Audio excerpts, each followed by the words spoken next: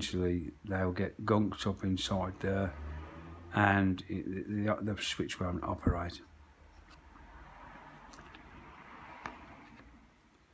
And there we have it. So you can check your level switch by blowing down this pipe if you disconnect it from the other end. So that's in situ, we'll say. Disconnect the pipe from the other end. Make sure the machine's not plugged in when you do this, or you might be needing false teeth before your time. Blow down that pipe there. Listen for it to operate, but that doesn't mean to say it's working. You need to put your meter on these connections here, the various connections, and find the one that's clicking on and off, or off and on, depending whether it's normally open or a normally closed switch. Because as we saw inside this assembly here, the actual contact is made of the other end. Where you push down is not where the actual switching takes place. The switching takes place on little contacts up there. Those contacts can get gunked up. What's the word for it?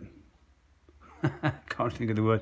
Anyway, they get a film on them and it insulates them. And although they click, they don't make contact. And that's why you must put your meter on these connections and see if it is actually working.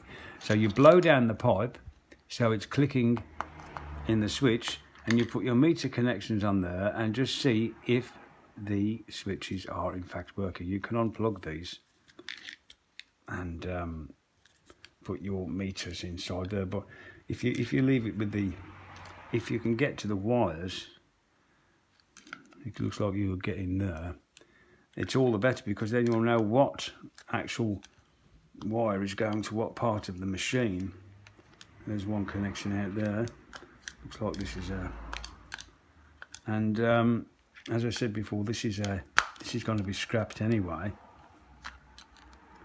This was not the fault on the machine. This is a perfectly good pressure switch actually, but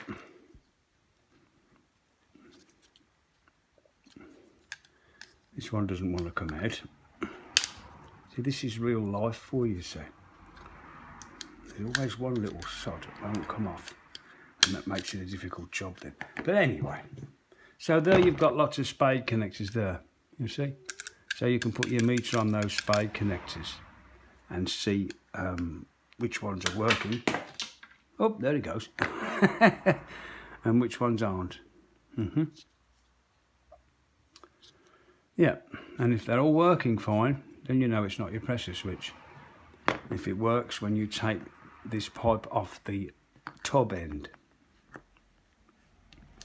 And that will tell you then that the tube is free, the switches are working, and the contacts are making and breaking as they should. So there we are, there's the pressure switch, and all the little bits that go with it. Now that's how your pressure switch works and what it looks like when you take it to pieces. Another fault is in this thing here. Yeah. Now don't get excited. it's a filter.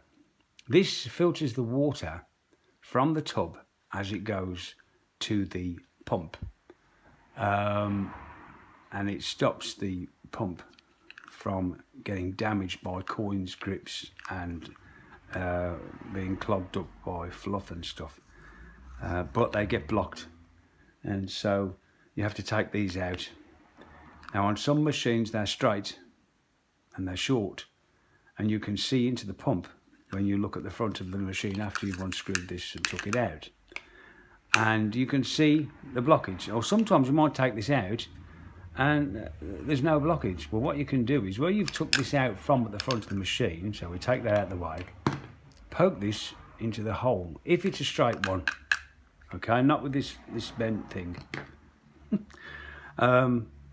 Plug that not plug it in, push it in to the impeller and turn the impeller. Now the impeller should jerk because the little motor, which is probably, well, there's different motors, but it's like a shaded pole motor with magnets. You'll feel the impeller jump around. Sometimes these impellers turn. If you look at it, if you switch it on without this in the way, you can see the impeller spin, but as soon as you get any weight behind it, any sort of fluff, blockage, even sometimes water, the shaft will spin in the middle, but the impeller doesn't. And you've got to turn that impeller and see if you can feel it. Is it actually turning, or is it just spinning on the shaft? And that could be another fault. Okay.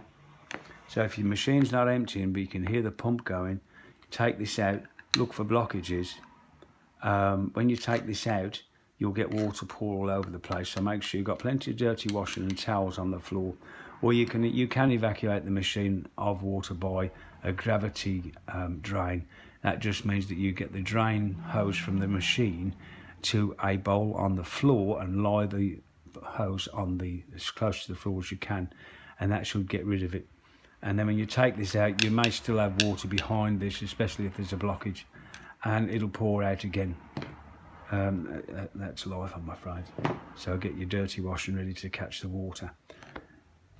And there we are. Other things on the intake side of the machine, behind your water feed pipe from your plumbing system, where it screws onto the back of the machine, when you undo that and take it off, there is inside the pipe, the blue or the red pipe, where the screw is, you'll see there's a little grill, a little filter. Check that's not blocked. Also, what can cause a problem in washing machines is low water pressure. That can cause a problem.